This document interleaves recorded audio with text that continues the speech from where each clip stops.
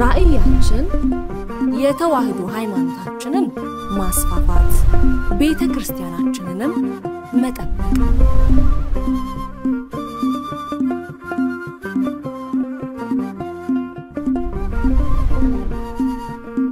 ሰላም ጤና ይስጥልኝ የተከበራችሁ የእማማ ሚዲያ አድማጭ ተመልካቾቻችን እንደምን ቆያችሁ እንደምን ሰነበታችሁ የእማማ ጠቅላላ ማህበር ዜና እንደሚከተለው ወደ እናንተ እናደርሳለን ከዜናዎቹ ጋር እኔ ኤደን ሄኦላ ነኝ አብራችሁን ቆዩ በአዲስ አበባ ሀገረ ስብከት ቤላ ፈለገ ሰላም መጥምቀ መለኮት ቅዱስ ዮሐንስና አቡነ ሐራ ድንግል ቤተክርስቲያን የአቡነ ሐራ ድንግል ዓመታዊ ክብረ በዓል ተከበረ መላከ ስብሐት ጌትነት የደብሩ አስተዳዳሪ የልዩ ልዩ ገዳማትና አድባራት አስተዳዳሪዎች ሊቀጥጓን መምህር ገብረ መስቀል ኃይለ መስቀል የሃይማኖት ዕውቀት ማስፋፊያ ጠቅላላ ማህበር መስራችና ስራ አስኪያጅ መምህራነ ወንጌል ሊቃውንተ ቤተክርስቲያን ዘማሪያን እንዲሁም በርከት ያሉ ምዕመናን በተገኙበት በዓሉ ተከብሮ ውሏል በዕለቱም በደብሩ ሊቃውንት የወረብ ዝማሬና በደብሩ ሰንበት ተማሪዎች ዝማሬ ቀርቦ በሊቀጥጓን መምህር ገብረ መስቀል ኃይለ መስቀል የስብከተ ወንጌል አገልግሎት ተሰጥቶ በመላከ ስብሐት ጌትነት የደብሩ አስተዳዳሪ ቃለ ምዕዳንና ቡራኬ የበዓሉ ፍጻሜ ሆኗል ዘንቶሰ ሐራ ድንግል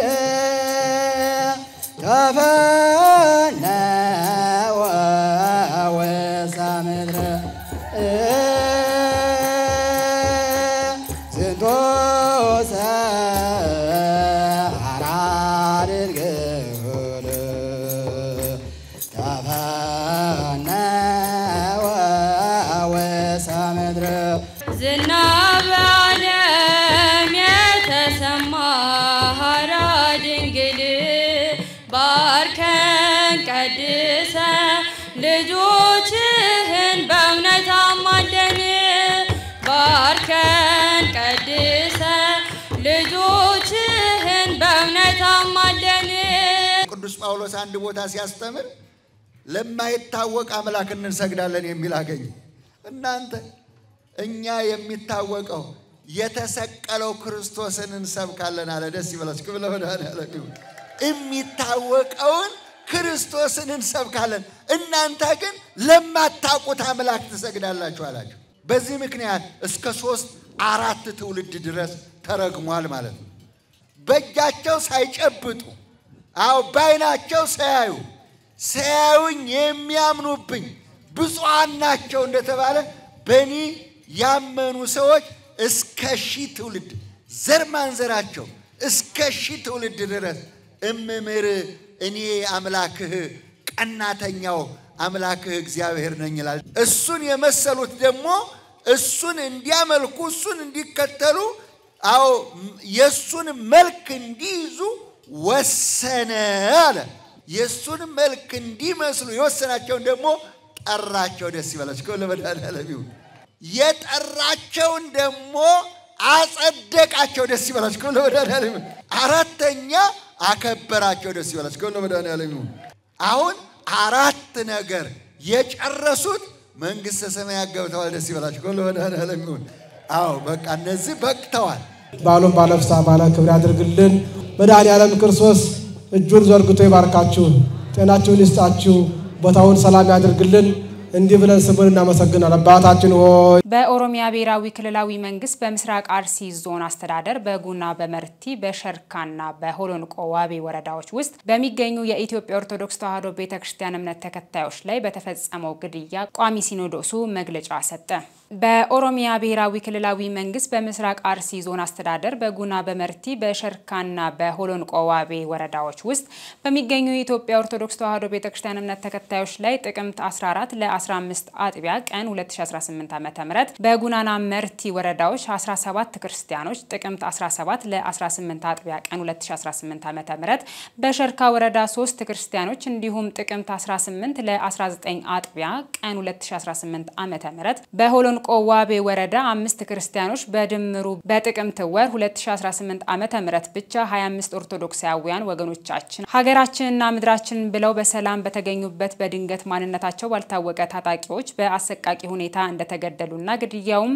ከዕለት ወደ ዕለት እየተባባሰ መሆኑን የምስራቅ አርሲ ሀገረ ስብከት ጽሕፈት ቤት የላከውን ሪፖርት ቋሚ ሲኖዶሱ የተመለከተው በከባድና ጥልቅ የሐዘን ስሜት ነው ብለዋል። በመሆኑም በምስራቅ አርሲ ሀገረ ስብከት እንዲህ አይነቱ አሰቃቂ ድርጊት ሲፈጸም የቆየው በተደጋጋሚ እንደመሆኑ መጠን እንዲህ አይነቱ አስነዋሪ ድርጊት በቅዱሳት መጻሕፍት ሆነ በሰው ልጅ ሰብአዊ መብት ፈጽሞ ተቀባይነት የሌለው በነጻነት የማምለክ ህገ መንግስታዊ መብትን የሚጋፋ ተከባብሮና ተቻችሎ የመኖር መንፈሳዊ እሴቶቻችንን የሚያጠፋ ክብረነክና ሊወገዝ የሚገባው ኢስነ ምግባራዊ ድርጊት በመሆኑ የኢትዮጵያ ኦርቶዶክስ ተዋሕዶ ቤተክርስቲያን ቋሚ ሲኖዶስ በጽኑ አውግዞታል።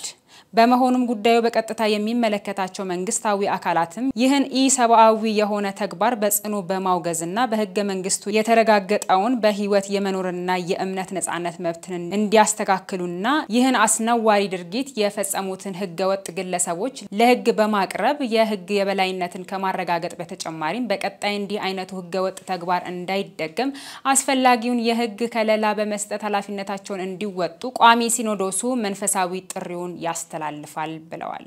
ባህር ዳር ዩኒቨርሲቲ የአብነት ትምህርት ቤት ለዘመናዊ የኢትዮጵያ ስነ ትምህርት በሚል መሪ መልእክት አውደ ጥናት አካሄደ።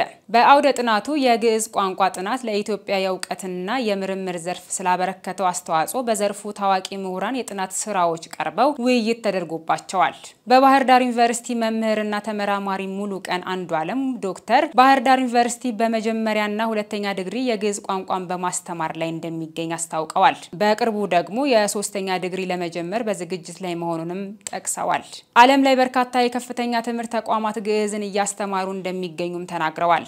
ዓለም ላይ ግዕዝን የሚያስተምሩ ቁጥራቸው 31 የሚደርሱ ከፍተኛ የትምህርት ተቋማትን መመልከታቸውንም አንስተዋል። ይህንን የሚያደርጉትም በምክንያት መሆኑን ነው የተናገሩት። ግዕዝን የሚማሩ ብዙ ኢትዮጵያውያንና የሌሎች ሀገር ዜጎችም እንዳሉ ጠቁመዋል። በኢትዮጵያ ደግሞ ቁጥራቸው ጥቂት ከፍተኛ የትምህርት ተቋማት ብቻ ግዕዝን እንደሚያስተምሩ ጠቅሰዋል።